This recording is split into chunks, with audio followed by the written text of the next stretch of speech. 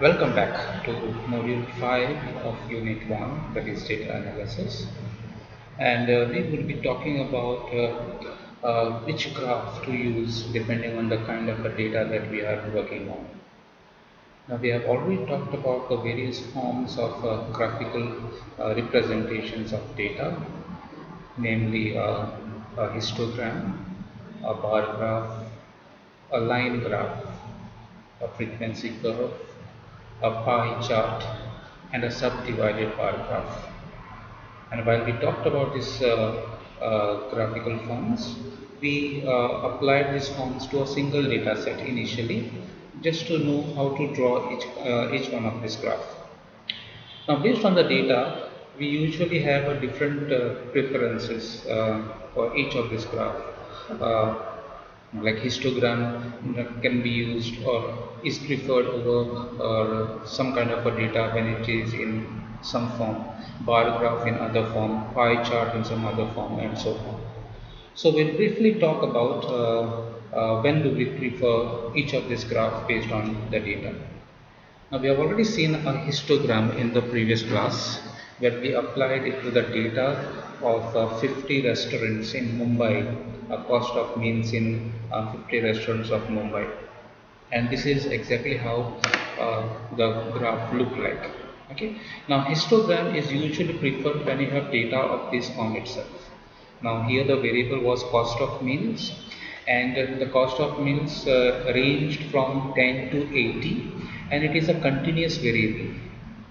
So a histogram is used when we are talking about a continuous quantity variable, like in this case it is 10 to 20, then 20 to 30, and each of these bars are touching each other. That is because the variable itself is in the continuous form. So histogram is preferred when we have a continuous quantitative variable. Let's say for example income of a person, a quantitative continuous variable, like height of students. These are all continuous variables. So the same way the cost of meal which we already applied. These are all the variables for which a histogram will be preferred. A histogram represents the frequency distribution of a continuous data, and the width of this rectangle is decided by the range of the values. So the width here is decided by what is the range of the data that you are talking about, and there are no gaps between the bars. Each of these bars are touching each other. So these are the properties of the histogram. The next one we saw was a bar graph. Now, bar graph is exactly similar to a histogram except that those bars are not touching each other. And a bar graph is usually preferred when we have a variable which is in categorical form. Like in this case here, if you see the variables here, okay, I have soccer, basketball, tennis, hockey, baseball. So this is not in continuous form or a quantitative numeric form. So in case you come across a data which is in categorical form, this is exactly when we will prefer a bar graph over a histogram.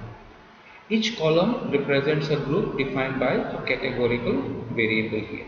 The variable categories here are soccer, basketball, tennis, hockey, and baseball. For example, gender. If you want to distribute a data based on the gender, males, females, again a categorical data, so you'll prefer a bar graph. If you want to distribute some data based on the geographical area, again a categorical variable, so you prefer a bar graph. Of course, it's not a hard and fast rule. For the data where we have used histogram, you can also use a bar graph. Okay. But then these are just preferences that we have. A bar chart is used in summarizing categorical data, mainly to compare static data from different groups. We want to compare different groups here. Okay, now this is the vertical form of it. It can also be drawn in the horizontal form. Okay, your Excel will give you those options. The other one is a line graph that we talked about. Okay. And a line graph is usually used whenever you want to look at the trend and the variations that are happening in the data. And more importantly, when the data set is very large. Okay. When you have a huge number of data and if you try to draw a bar graph or histogram, then you'll end up having many bars, and comparing those will be a little difficult. So when you're dealing with a huge number of data and you want to look at the variations, even in the case of bar graph, if the variations are very small, you won't be able to see it using a bar graph. That's why you need a line graph. So line graph is used to track changes over short and long periods of time. Okay, you can see the changes very well, the fluctuations. When smaller changes exist, line graph are better than a bar graph, as we talked about. And this is also useful in comparing data sets. Suppose you want to compare two different data sets in the same graph, then a line graph will also help in doing this. We already saw this in the case of cost of meals when we wanted to compare for Mumbai and Chennai. Okay, we could have a comparative analysis by using a single line graph, including both the variables for Chennai and Mumbai. Then we have a pie chart. A pie chart is used when a total is distributed over many parts. So we have a single variable with a total of say 100%, and this 100% is divided in many parts. Like in this case, we are talking about here the cost of construction of house, and this cost is distributed over many parts, like labor 25%, timber 10%, and so on. So in case you have a variable, a total which is divided in many categories or many parts, that is when we prefer a pie chart. Okay? So a pie chart is best used when we are looking at the composition of something. It can be anything. In this case, we are talking about the cost. Okay? Suppose you want to refer to the expenditure of a family. So you want to divide the total expenditure in different categories, let's say food, clothing, fuel, and so on. In this case also you may prefer a pie chart because it is a total expenditure, some total that you are dividing over many categories. It is also useful for displaying categorical data, not necessary, but then it is preferred. It can also be used for the other continuous variables. Generally used to show percentage or proportional data. More importantly, it shows the proportion of the value in that particular category. Now the only problem with the pie chart is it is difficult to use for a comparative analysis, because if I have two variables, let's say if you want to talk about cost of the construction of house of two persons, person A and person B, they will have two different pie charts. So comparison may not be so easy. So in case you want to use this data for a comparative purpose, then we use a subdivided bar graph. Now subdivided bar graph is similar to pie chart. Like in this case you will see that I have 2011-2012. In this year, the distribution of students for three subjects: history, economics, and statistics. So I have number of students distributed over three subjects in the year 2011-2012. Now this could be very well be represented by a pie chart, because we are distributing some total number of students in three categories. But then I want to compare 2011-12 with 2012-13. So instead of having two different pie charts, what I do is I draw a subdivided bar graph for 11-12, and I divide a write down or draw a subdivided bar graph for 12-13, so that I can have both these graphs in one single form, so that we can use it for comparative purpose. So the subdivided bar graph is just an extension of pie chart for comparative purpose.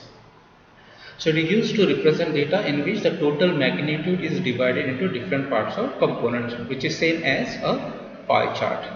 So for example, distribution of income of a person, student distribution in class, like how we talked about, and it is usually preferred for comparative analysis.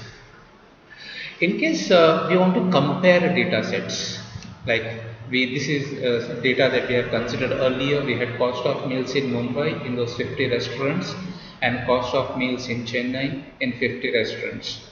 So in case we want to have a comparative one, now we have already seen how to draw a histogram for this, how to draw a histogram for this separately, or how to draw a bar graph for this, a bar graph for Chennai as well. Now if in case I want to draw a comparative graph, okay, in that case I may draw it something like this. I want to compare both the cities in one graph.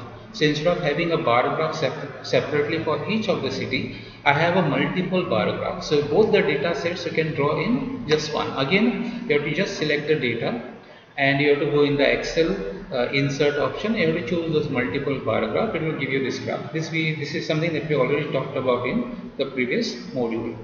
So a multiple bar graph will give you a comparative analysis of both the data sets. So you can directly compare. So blue ones are for Mumbai and this brown is for Chennai. So you know that 20 to 30 for Mumbai there are 5 restaurants, whereas for Chennai there are 12 restaurants. 30 to 40 rupees 30 to 40 for Mumbai there are 9 restaurants, whereas for Chennai there are 13 restaurants and so on, and then accordingly you can derive information or conclusion based on how you want it. So this is a multiple bar graph. Instead of multiple bar graph, we can also have a multiple line graph. Now we already know how to draw a line graph for a data set. So we know a line graph for Mumbai and Chennai separately. I want to compare them, so I have a multiple line graph. So I draw both the data sets in one graph so that I can compare. So exactly similar kind of information that you will be able to see. Sometimes in line graph you will be able to see the variations much better instead of a bar graph. Yes, in some cases in bar graph you will be able to see some information better than line graph depending on what kind of a data sets we are talking about. So this is how we draw graphs, and depending on the nature of the data we choose an appropriate graph to represent that data set, and it is at the author's discretion to decide which graph to be used for a particular data set depending on what information they are trying to derive. But there are some basic differences, preferences that we have while we choose the kind of graphical representation that we want. Thank you.